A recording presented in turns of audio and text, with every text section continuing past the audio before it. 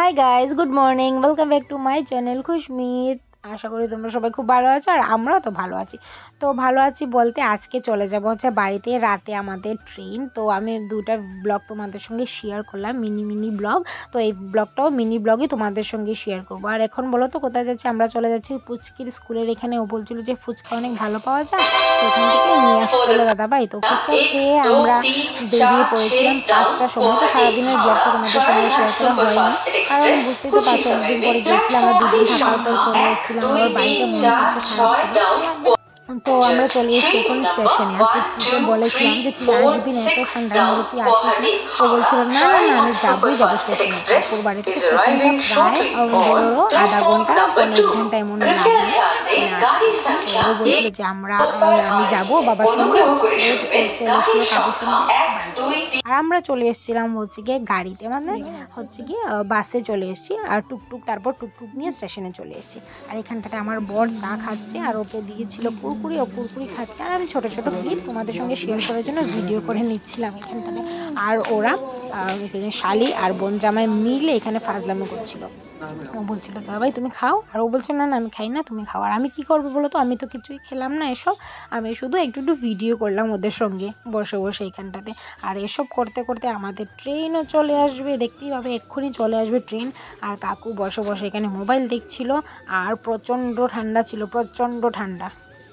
তারপরে অ্যানাউন্স করে দিয়েছে যে ট্রেন আর কিছুক্ষণের মধ্যে চলে আসবে। তার জন্য আমাদের যেখানটাতে সিট ছিল সেখানটাতে আমরা চলে গেছিলাম। আর সিটটা কিন্তু কনফার্ম ছিল না, এসি তো পাইনি, তোমরা তো জানো সিট কনফার্ম ছিল না। তারপর সকালবেলা না কোন সময় জানি দেখছিলাম যে সিট কনফার্ম হয়ে গেছে। তারপরে আমরা ট্রেনেও চলে এসেছি। আর বাইও করে দিয়েছি, দেখতে পাচ্ছি।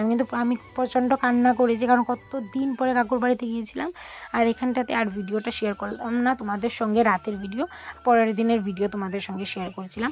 পরের দিন সকালে দুজনে মিলে ফ্রেশ হয়ে ও বসে পড়েছিল চাটা খেয়ে। আমি তো চা খাই না, ও তো প্রচণ্ড চা খায়। তো আগের থেকে একটু কমেছে আমার বকা শুনতে, কারণ এত চা খাওয়া তো ভালো না। তো এখানটাতে আমি ভিডিও নিয়েছিলাম, আমার বরের ভিডিও। আমার সঙ্গে কথা বলছিল আমার হাতটা ধরে ধরে। আর আমার হাতটা তো বলছিল যে আমি অনেকটা রোগা হয়ে গেছি। আমার হাত ধরে ধরে বলছিল যে তুমি প্রচণ্ড রোগা হয়ে গেছো।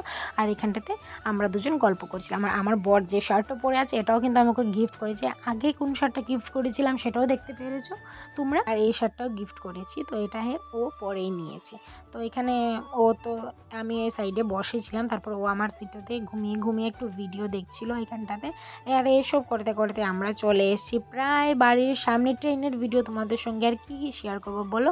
তো দেখতেই পাচ্ছ চলে এসেছি একদম স্টেশনের কাছে, কারণ ট্রেনের পাট্রিগুলো দেখা যাচ্ছে। তার জন্য তুমি বুঝতেই পেরেছো যে আমরা চলে এসেছি বাড়িতে। আর এখানে আমি ভিডিও করে নেওয়ার জন্য আমার হাতটা বের করেছিলাম। আর আমি নেল পালিশটা যে পরেছি ওটা আমার বোন বলেছে দিদি তুমি এটা লাগাও, তোমাকে অনেক সুন্দর লাগবে। তো ভিডিওটা কেমন লাগলো অবশ্যই কমেন্ট করে বলবে। দেখা হবে বাড়ি গিয়ে বা তোমাদের সঙ্গে। টাটা।